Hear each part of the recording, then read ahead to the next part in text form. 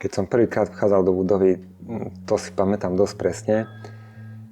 Pohovor bol pomerne krátky, ale stručný a výstižný a myslím, že sme prešli všetko podstatné a odchádzal som s pocitom, že možno by som tu mohol jedného dňa zakotviť.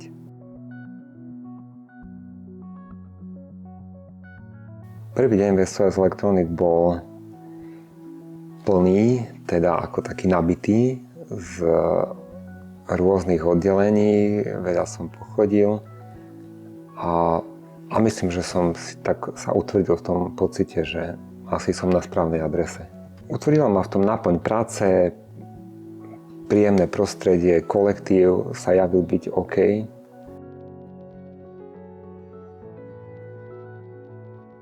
Práca ma naplňa v tom, že aj keď som síce skôr rodený technik, spajkovač, tester, vývojár, čo úplne tu do detailu nerobím síce, ale robím to teoreticky tým, že vlastne musím mať prehľad o všetkých týchto nových veciach a takým zadozučinením je, keď niekomu dobre poradím, vyberieme súčiastky v rámci PM nejakú vhodnú a keď aj príde nejaká spätná väzba, že dobre to padlo, je to fajn, tak to poteší.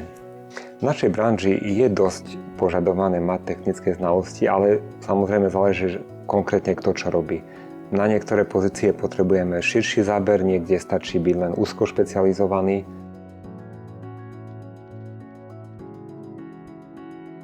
Viac menej taký, na ktorého sa dá spoľahnúť. Vie prípadne aj zastúpiť v niektorých veciach, počas nejakého chýbania, dovolenky a podobne. Ak by mal aj podobné záujmy, to by tiež bolo fajn.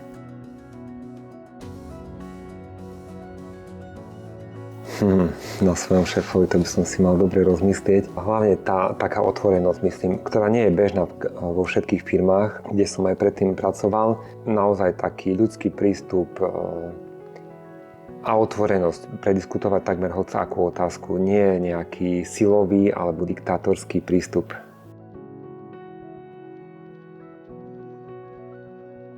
Firma je výnimočná celkovými pracovnými podmienkami, ktoré nie sú úplne bežné, prístupom celkovo aj vedenia. To, že veľa vecí, ktoré majú zásadný vplyv na firmu, sa diskutujú vopred, než sa príjme rozhodnutie. Nie je to len potom o takom surovom oznámení, že tak to bude. Nie je úplne bežné, podľa mňa, že zamestnanci vidia do bodky dennodenne, ako sa vyvíja daný obrad danej firmy. Aj to podtrhuje to, že človek má pocit, že je súčasťou tej firmy, nie je len zamestnanec.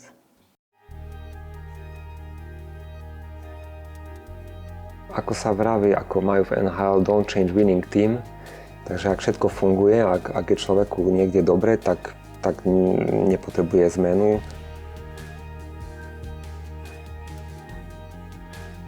Priestor na vylepšenie je doslova fyzický a síce to, čo všetci vieme, potrebujeme tu viac priestoru na sklad, na súčiastky, ale na tom sa pracuje, keďže je v pláne nová budova.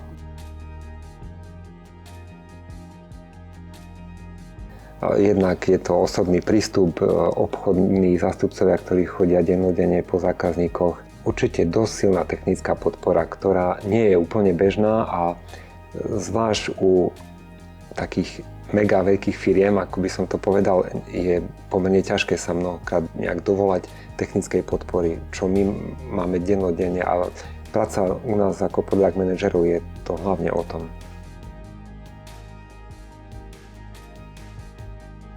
Každý je odborník a profik v tom, čo robí.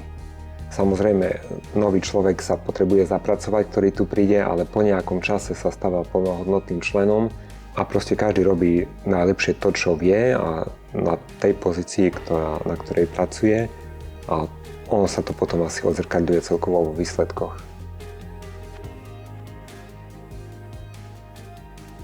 Veľmi veľa vecí sa zmenilo, hlavne sa zautomatizovalo, aj čo sa týka vydávania súčiastok.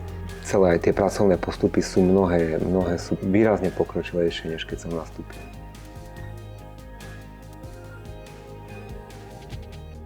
Myslím, že ako naozaj so všetkou vážnosťou, že nie je to úplne bežné pracovať v takejto firme. Skúste to u nás a môžete si byť takmer istí, že to neobanujete.